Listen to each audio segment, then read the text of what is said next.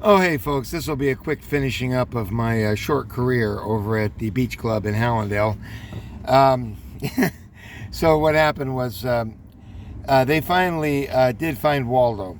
So, I made my way out and I did just what I told you. I took the woman's hand, I slapped my pass in there for my parking permit and for the ID that they made for me, which I was using trying to break that lock, which I thought I was going to be able to, like get out.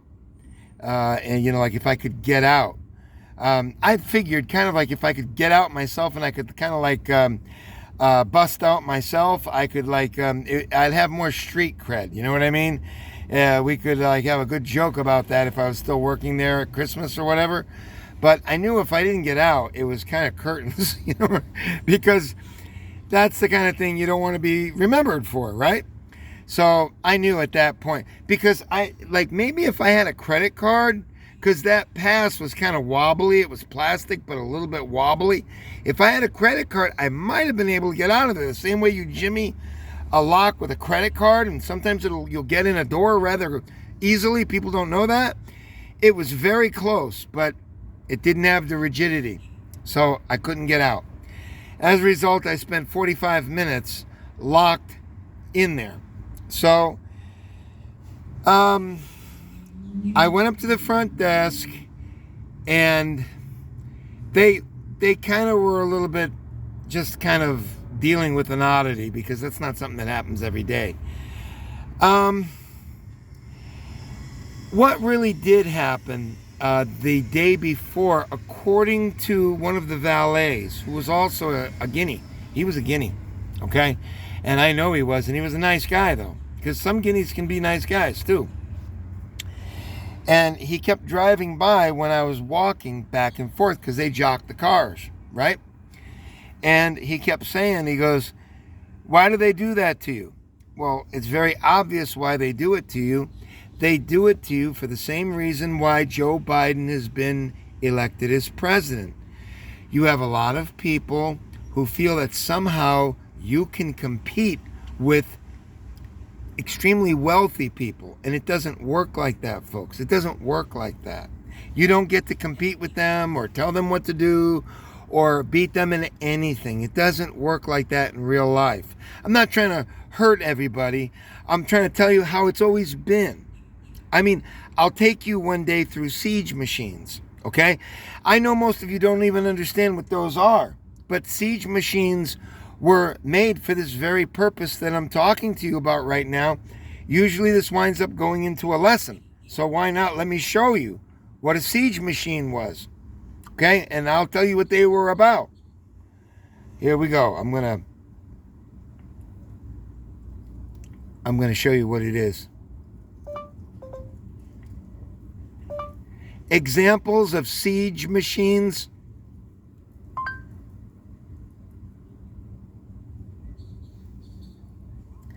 Okay, I'm just going to press it so it comes up. I should have said medieval. Okay, they did make things that were designed to fight the wealthy. And I'm going to give you an idea, because this will be a kind of a phase too. In other words, there is a reason why I'm doing this, folks, and that is I have to have a fig leaf. You understand?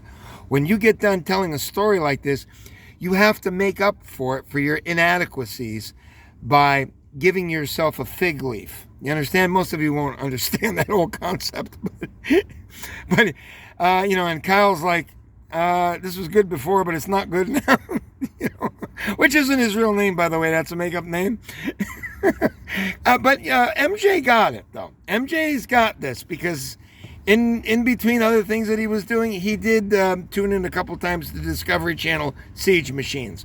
So this is kind of my way of giving myself a fig leaf to kind of walk off, because that's essentially what they used to do when an invading army would come in and they would make it to the king or the queen.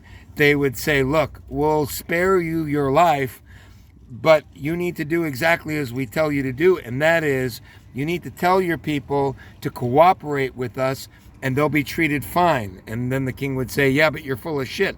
They'd say, "Listen, We can make things very rough for your 3 daughters and your wife. So are you willing to do this? And they'd say, yes, you've convinced me to do it. And he'd say, well, what do I get from it? And they'd say, well, instead of marching you out of the palace naked, we will give you a fig leaf. Okay? That's where that expression comes from. Now, it's only coincidental, kind of, that we're talking about a big, giant 13-acre condo, which goes up, 50 floors. But it's much the same. It's only a matter of history and context, okay? So this is giving a list of these siege machines. Siege tower, okay? A siege tower, a giant mobile tower often constructed at the location. Now, how and why? I'll just give you a real brief rundown. A siege tower was designed to get at people who had cloistered themselves away in a high place, which was easily defendable by small amounts of people. So because you had to scale a wall that was, let's say, 140 feet high, and you would be on ladders, and it would be precarious, and it didn't matter if you were carrying a crossbow or arrows or knives or whatever. This is before gunpowder too, by the way.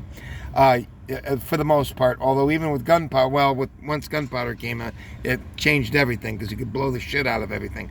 Pre-gunpowder, you had to go up on ladders, and it was very difficult. You could ask the Romans about it with Masada. I know a lot of you people don't know what Masada is, but Masada were the Israelis, the Jews at the time, and Rome was hunting them down, and they moved into a place which was very, very high up on a mountain that they built especially for that. And Rome, the Roman army, just built a big giant ramp to go up that enormous, 350, 400 feet? It was enormous, maybe more than that.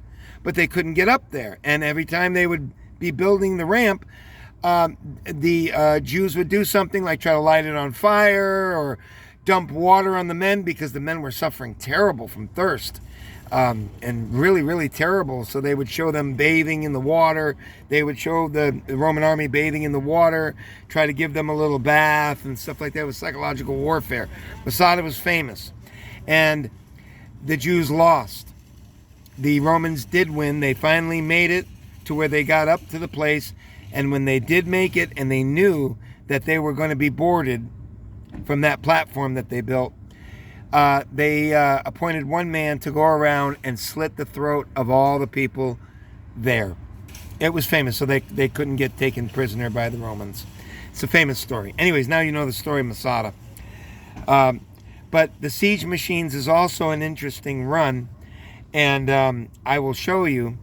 The siege tower was much the same. They built it because a wealthy person would build a castle or a thing like a castle, and it would take 30,000 men to breach it. 30,000 men. So it was very difficult. And you could have 60,000 men.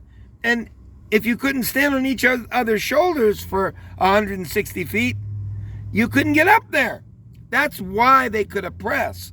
And some of the shenanigans that went on were ridiculous.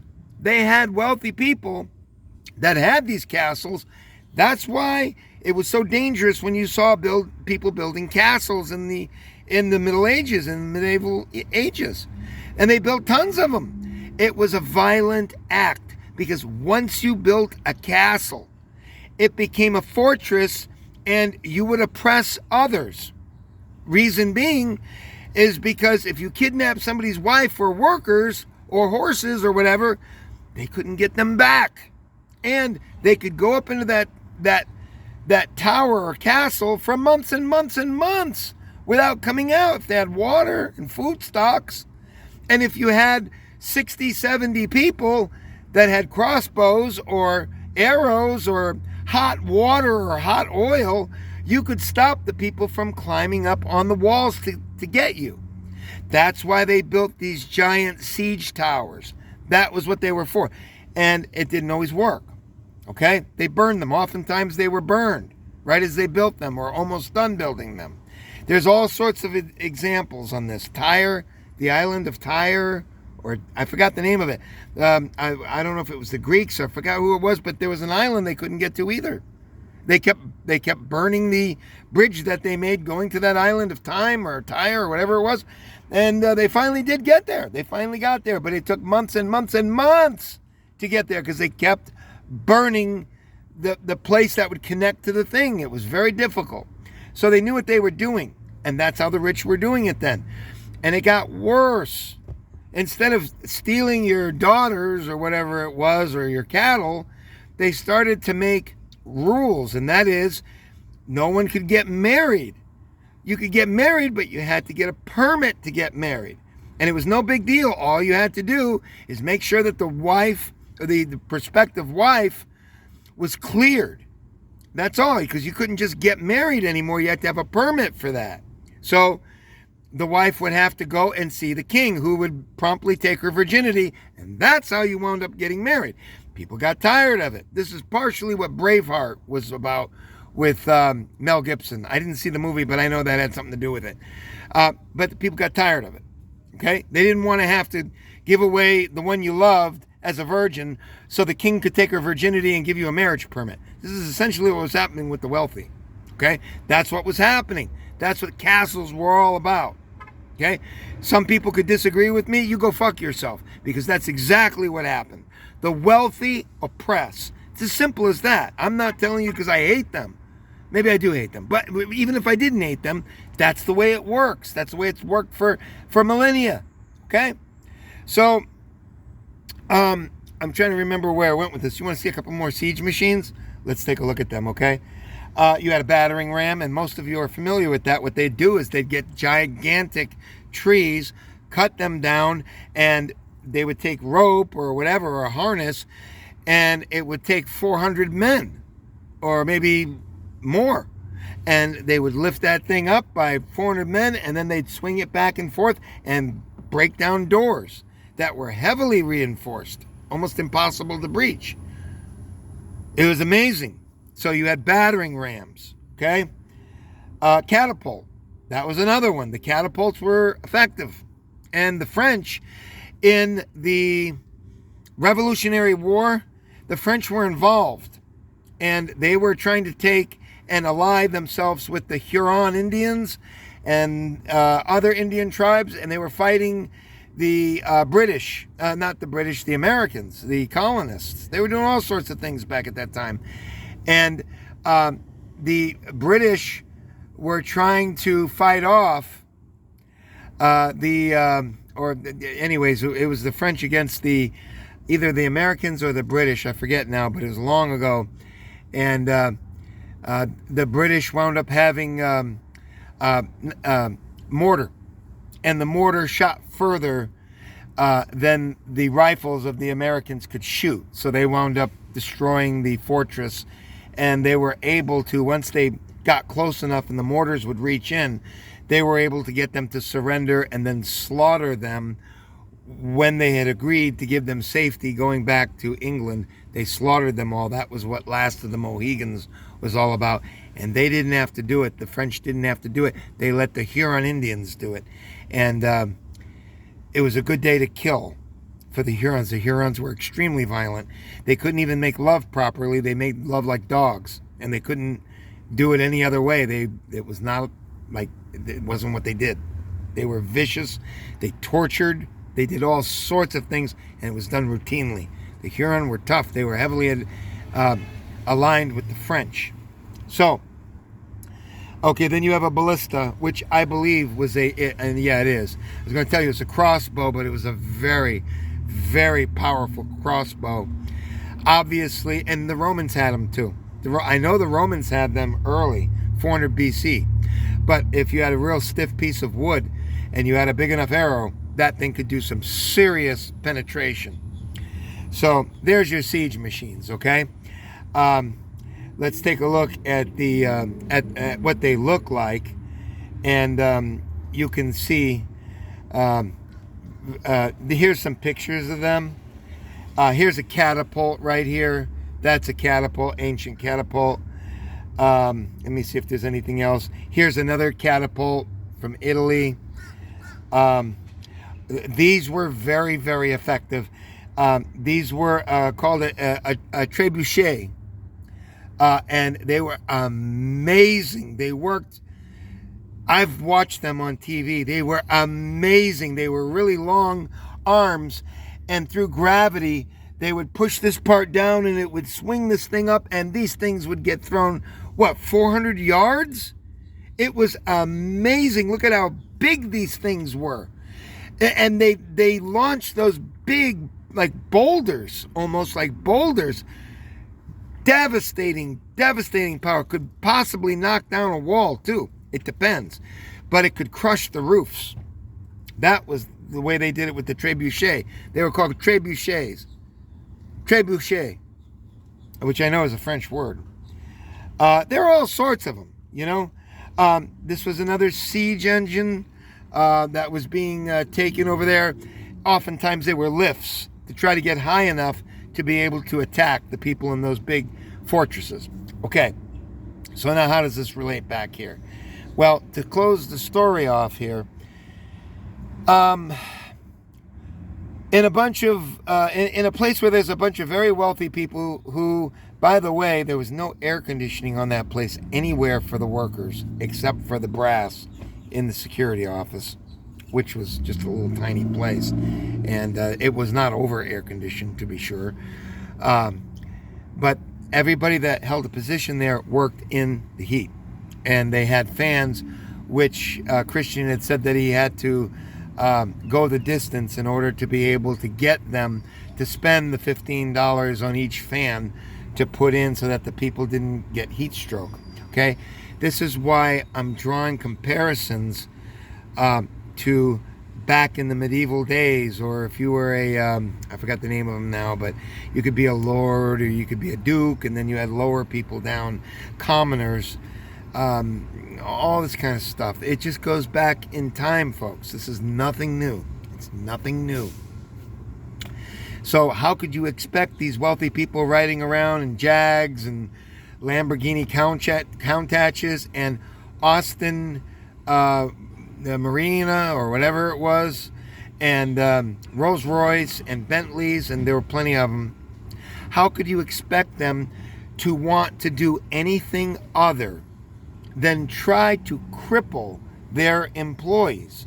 Why would you think they wouldn't do that? Why do you think that they wouldn't try to cripple the employees? Instead of trying to make it comfortable for them at the loading dock by giving them at least partial air conditioning, you don't want them to be comfortable. You want them to struggle and earn their money by suffering. Do you understand, folks? I know a lot of you don't like where this is going. You're pressing the button already. You can go fuck yourself too. You know why? Because you're not looking at a stupid person. I actually have historical knowledge. You understand? Something a lot of these eggheads that listen to me don't. And I'm sorry to say a lot of my subscribers don't know this. MJ does. He's actually quite well read on a lot of things. He's made. That's why he floored me when he was believing in all this nonsense. That's what floored me. That's what made me try so hard, all in vain. And he knows that now. And maybe he'll come over and make a personal appearance on my station, because he's a good guy. Really, honestly. Helped me out when I needed it. When I was as low as I could go in life, Mario set me up in a place where I was able to function and roll out of bed and put on my pants and roll out and get to the ticket counter. That's a true story. When I was just barely capable of doing that. Everybody has their trials in life. I am not excluded. I didn't tell you that I was a genius. I never have. I've told you that a lot of you are dumb with a capital D. No, capital D-U-M. Dumb! But when you subscribe to this channel, you don't stay dumb for long, do you? No. You learn about siege machines and so forth. And big giant 44-story condominiums who make their people suffer and try to cripple them. So, Remember I told you about the guy that was working there as a car jock, and he was a guinea, but he was an all right guinea. You understand what I'm telling you? He was like a Guido. And he kept stopping and saying, hey, I know what they're doing to you. I know what they're doing to you. It's horrible. And each time he went by me as I was walking by there all night last night, because I worked 11 hours, he kept telling me more and more stuff. So he said, hey, the guy that was here yesterday, the guy before you, he was a bail bondsman, and he had enough of it, and he took his car, and he was going back and forth, monitoring this place. And they said they fired him. I said, yeah, I believe it. And they told me they wanted me to be visible. And then he brought up the over obvious. He says, well, they have a golf cart. They could put you on a golf cart, and you don't have to get torn up with your feet or whatever, or get dehydrated so severely. But that's not the way that the genes of rich people work. They do not want to share benefits. They want to have their own benefits and perpetrate evil on you. That's why you've got the Biden administration, folks. That's why we're here right now. Do you understand? That's why black people are pissed and they've had enough of it. That's why the average worker is pissed and they've had enough of it. Am I trying to do something really bad to the people there? I'm not particularly trying to do anything. I'm telling you the way it is. Do you understand? A lot of you are mindless idiots. Do you understand? You think that I lie. You know that I embellish, right? That's what I do. I embellish and misinform. Even this platform would tell you that. Do you understand? Why would I tell you that this place would try to cripple you? Why would I tell you that? Why would I tell you that? For walking and I was in my bad shoes? What? Would I try to tell you that? That was from walking all day yesterday in poor shoes. You understand? And the swelling has come down. Do you think it makes any difference to you if you're on a 44th floor of a 52-story place? Do you think that makes any difference to you? Doesn't make any difference to them. I assure you of that. You understand? You folks have to understand where this was, where it's going, and what it's all about. And most of you don't have a clue because you don't even understand what I just showed you. Now, as bad as DHL was, as bad as they were, DHL is a hard left-wing organization, business.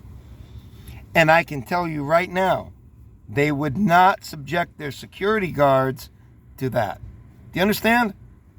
Now, you say it's an act of God, or I said it's an act of God, right? That when I get locked into a hallway, that it's an act of God and that I'm leaving. Do you know why I left? Because it's not just an act of God. It's smart business. The condominium had nooks and crannies, and you need a pass and different sorts of passes. Some will work, some won't. Now, that place was hot. If I was in there and I didn't have a way to communicate, I could have banged on the wall. Now, I'm not claustrophobic, at least not to an extreme. But a young woman, a pregnant woman, somebody that wasn't real comfortable with being isolated on their own, they could have suffered, and they could have suffered a lot. Why? Because they didn't warn somebody that going into this door, which looked very accessible, it was accessible, but not, you were going to get locked in. Do you understand, folks? That shows an example of people that left a blind spot there that they don't really care about. So they don't care if you get trapped in there. Okay? They don't care. That's why I left that job. Because when I walked out, I left. And they'll never even think about why I did it.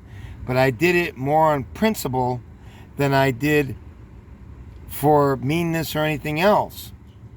But I did it because, and I mean, I could have held it together and, walked around today and so forth and so on. I could have held it together. Could have done that. But this is showing that times have not changed much from Treblinka, where you had Jewish people themselves who were literally ripped apart by their own people. You know why? Because they were the ones who were helping the German guards. And they were getting small, very small amounts, very meager amounts of rations while they tortured their own people. And when the Americans liberated those places, there are stories that you would not believe. And what they did was they turned those prisoners loose. And when I say turn them loose, they did nothing. They looked the other way. And they ripped those SS guards' faces off, literally. As well as the Jews who were Judas against their own people. They got them too. And they were given weapons by the American men, by the American soldiers. And it was so bad that two colonels, I believe, or majors, there was a major and a colonel, and the lower ranking major got into it with a colonel who came over and said, "What in the bloody hell is going on here? You are not going to allow these people to kill and execute these guards over here." You know that? Did you know that? And they did. And the soldiers were gleefully looking on because they knew what it was all about. They believed those Jews. They believed them. They believed that they were tortured by them. They believed that they knew what they were doing. And they let them do it. And you know what finally happened with that?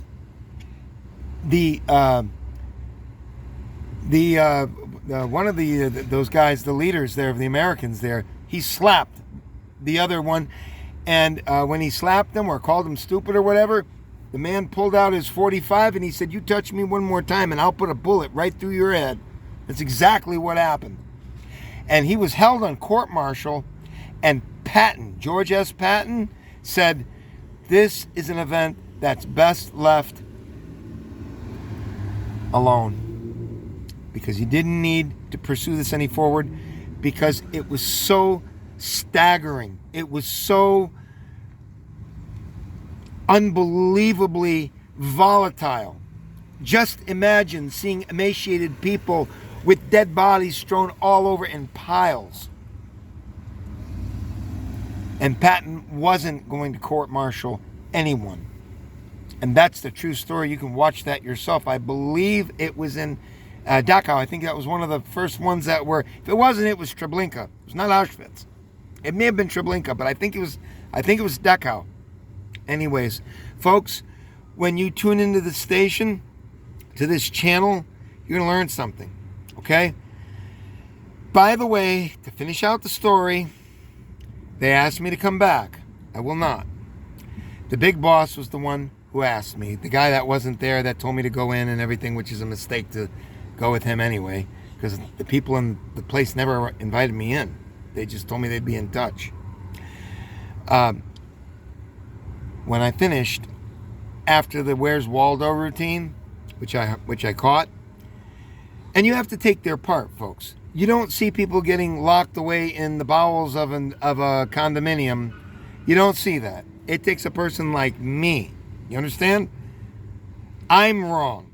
They're right. Do you understand how this works? Just like the mindless idiots here that are going along with the program now. Do you see what I'm faced with, up against every day of my life? Or I get no respect, as Rodney Dangerfield used to say. So when I went back up there to make sure they had all my paperwork, that hopefully I could get paid for this 15 hours I worked, the woman was on the phone talking to the big boss, saying that she said, look, there was nothing else. We didn't do anything else wrong. He's just decided to leave because the big boss was pissed. He tried to get me to work over there, and the people evidently liked me. The big brass over there, above security, they liked me because I was a decent fellow. And the woman said, look, you knew he wasn't right in the beginning. Yep, I heard that from my own mouth. Would you like to make a bet that she's all on board and doing everything she can? I only caught one other thing that she said. She was a two-faced piece of shit, is what she was. You understand? Although I thought she was okay for a while. But the only other thing I heard from her is that she had a relative or something that had Alzheimer's, and she said, quote, half of the time you want to punch them in the face and half of the time you feel sorry for them. Yeah, take it from there, okay? That's words of wisdom from that gal, which tells you every reason why I do not want to go back. Got it?